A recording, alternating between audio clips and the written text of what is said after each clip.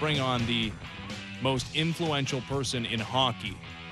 I'm reading. Paul Bissonnette on the line right now. He of Spittin Chiclets on Barstool. What's going on, Paul? What's up? I don't agree with that title, by the way. I know you didn't write it. And I know the writer didn't write the headline either. It's just, it's funny.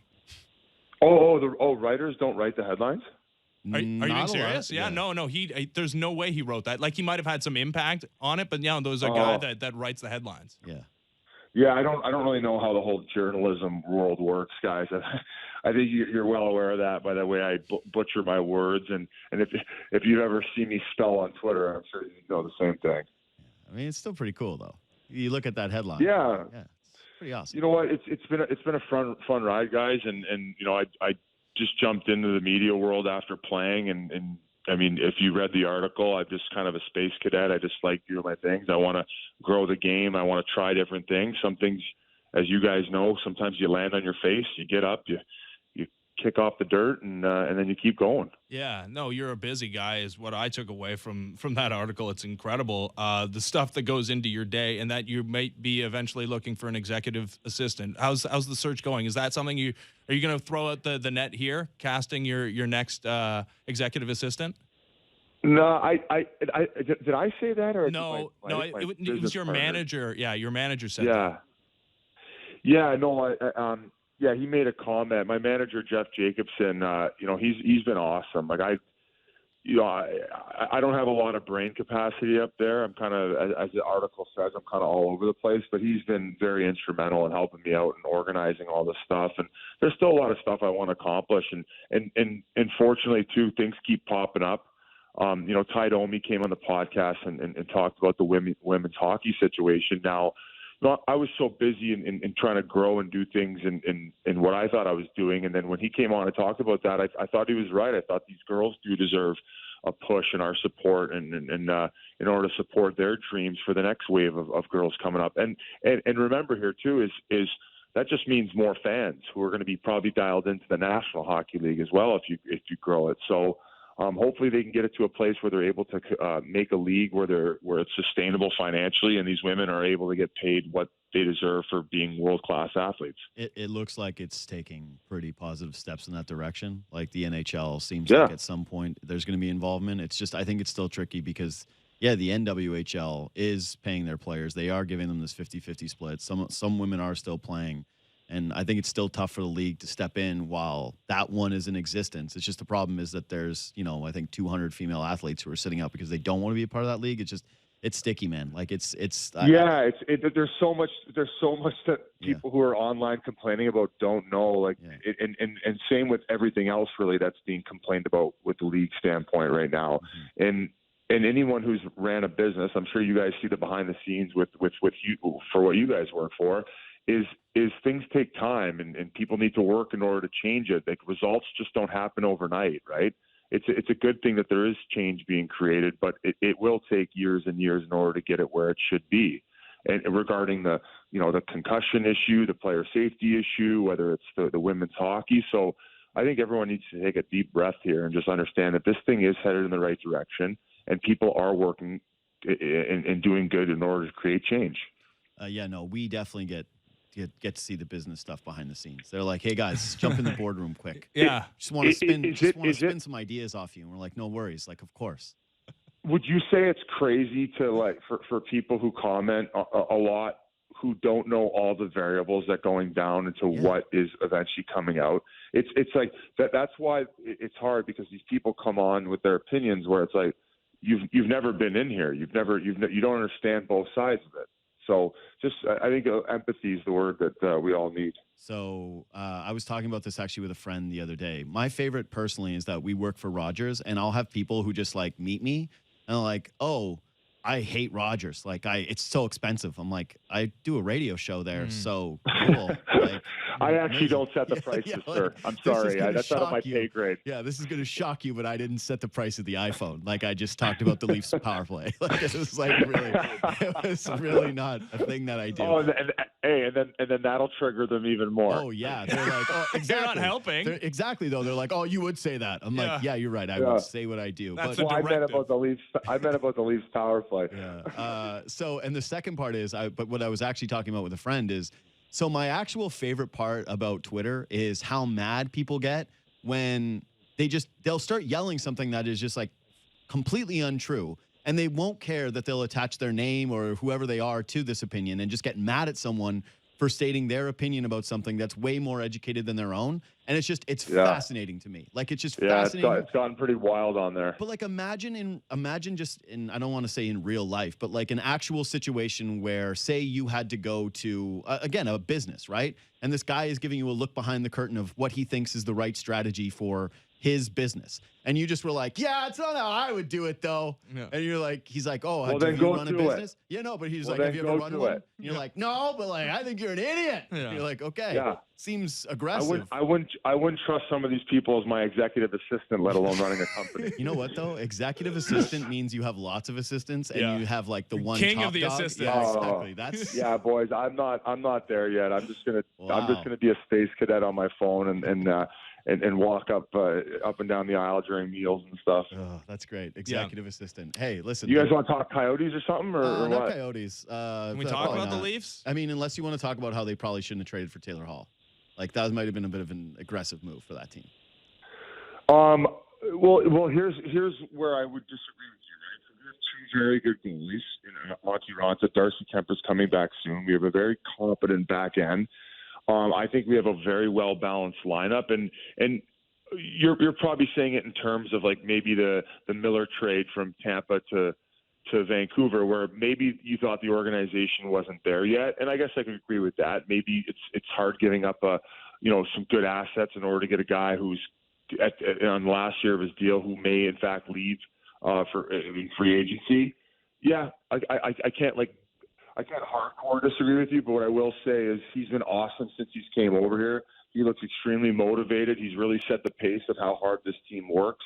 Him and Connor Garland, along with Christian Dvorak, are leading the way. And the Pacific Division, I know we're in the second wild card right now, and when I say we're, I mean they, because sometimes I feel like I'm still on the team or something. But there's a chance that if they go on a little run here, they could easily win the Pacific Division because we all know how tight it is. And if you get good playoff positioning, who knows? We've seen teams make runs, and I think Chikes probably had the same mentality or similar to the general manager of the Columbus Blue Jackets, where these fans have been waiting a while. They want to see some playoff hockey. They deserve it, and what better time than now? And I don't know. I don't mind the move. If it would look catastrophic if in fact the Coyotes don't make the playoffs, and I've actually even talked about.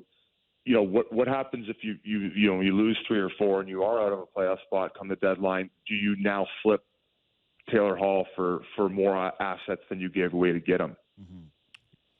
I think that they got to push. They got to go for it for a bunch of the reasons that you just said. It was actually like I was joking about it, but really it was a great move by them considering like where they were at as a franchise, having those pieces. Mm-hmm. They do have a style and the goaltending that does make you believe that they could make a playoff run if they get there. And things haven't cratered for Columbus, who did the same thing. They were not assured of a playoff spot at the deadline last year. They go out and make the Duchesne trade. Yeah. And I bet they don't regret that. I bet they don't regret beating Tampa and saying, listen, we pushed in some assets and it ended up working out. Like, this is what it's all for, is actually trying to win.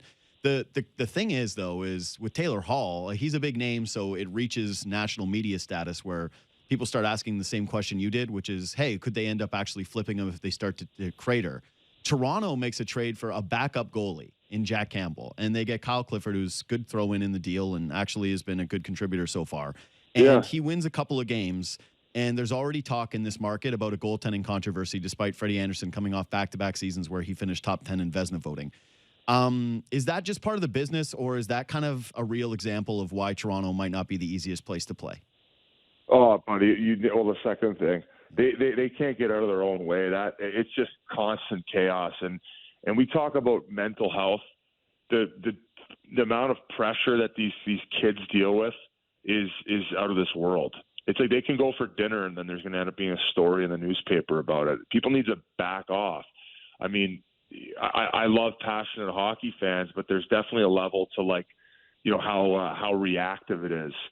And with the goaltending situation alone, I mean, I know that it had been a while since they really found a competent goalie, and of course Anderson has provided that.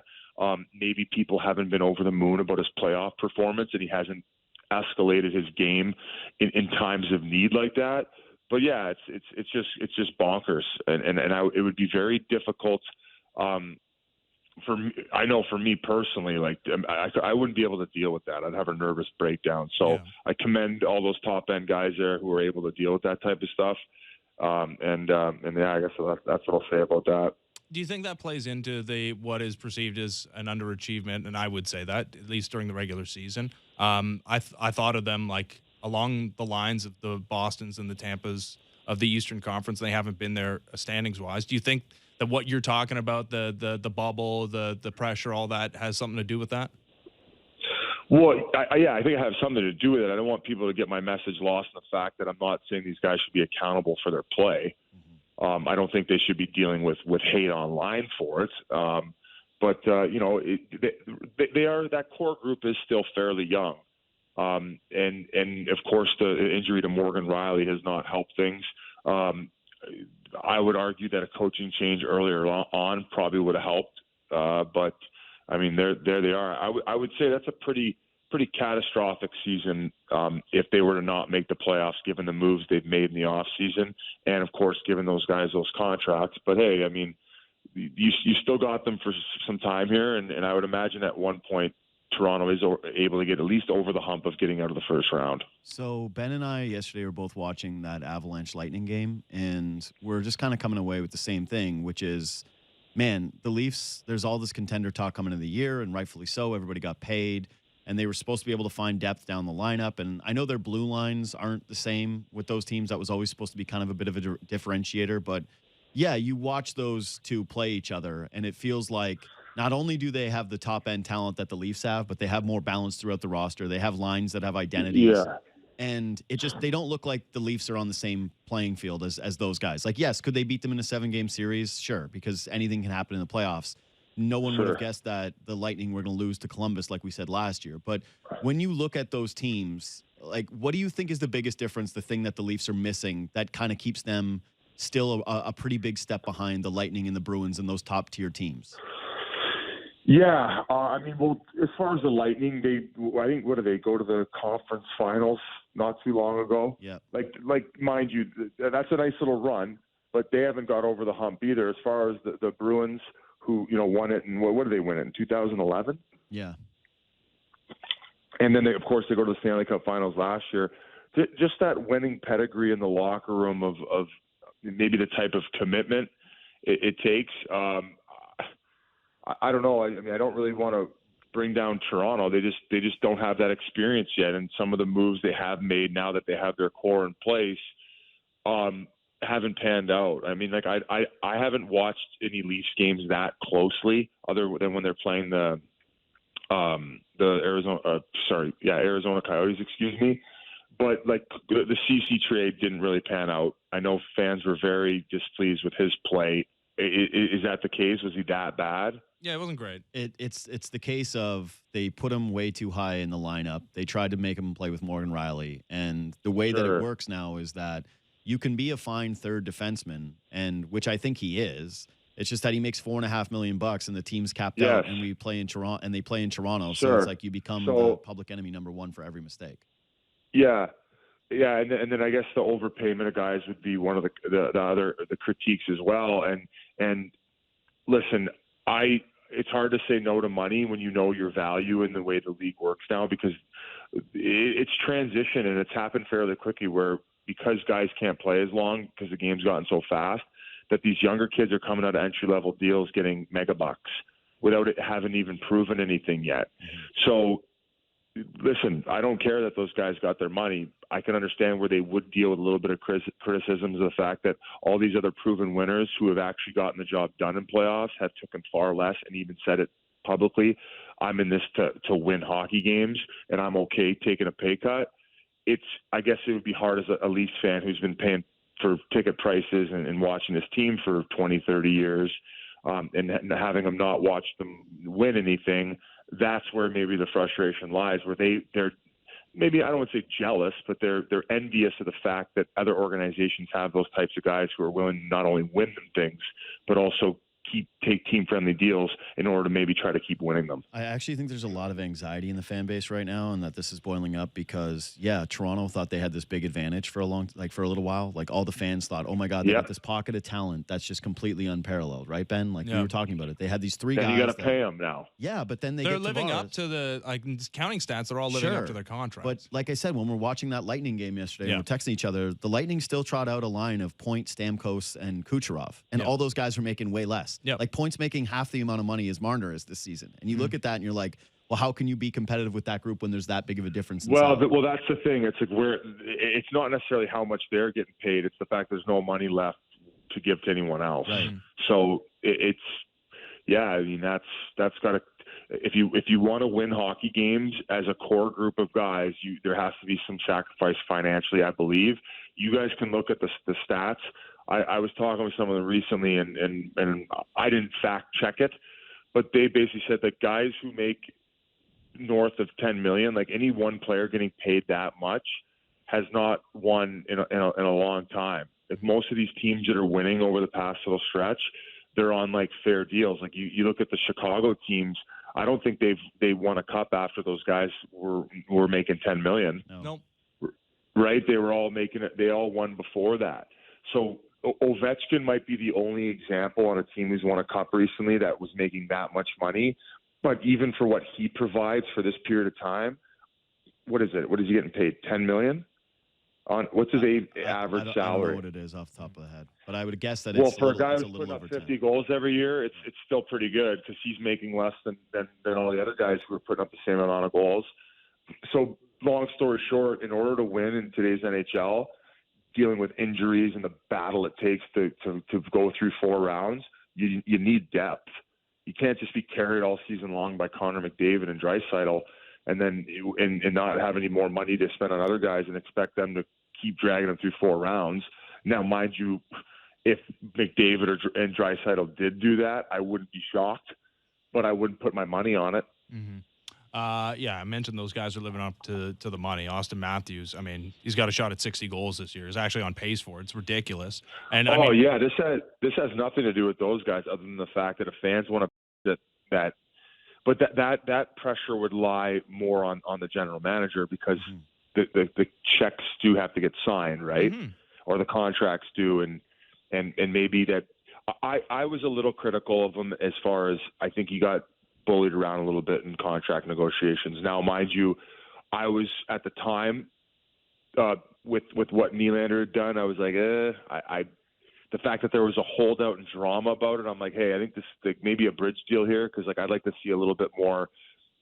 I like to see guys prove a little bit more before they get handed the big ticket. That maybe that's just the old school dinosaur mentality that I have. But he's now exceeded that, and I don't think he's to blame. Hey, speaking of the old school mentality, I was looking up, you and Kyle Clifford, you shared a division once upon a time. I was like, there's probably a history there. Only one fight between you two. Do you remember that one? Yeah, there was like a little feud when he was coming up, and I was a little bitter because I thought that he not jump me, but I asked him to go, and there was no reaction. And then it was a quick eject, and he grabbed me, and he started off the fight. But unbelievable guy, because I got to spend some time in the LA Kings organization. Like he's loved by his teammates. For today's standards, I would consider him a heavyweight.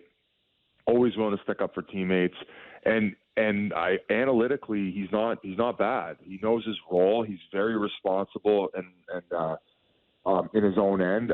You're not going to get the offensive numbers from him, but he's a competent guy on the depth chart who, if you do have to match Boston's physicality, he's a guy you need in the lineup. And as you guys said earlier in the interview, it was basically a throw-in. Yeah. What they were trying to address was the Campbell situation, and that was a great deal because they get him for 2 more years at a fair number.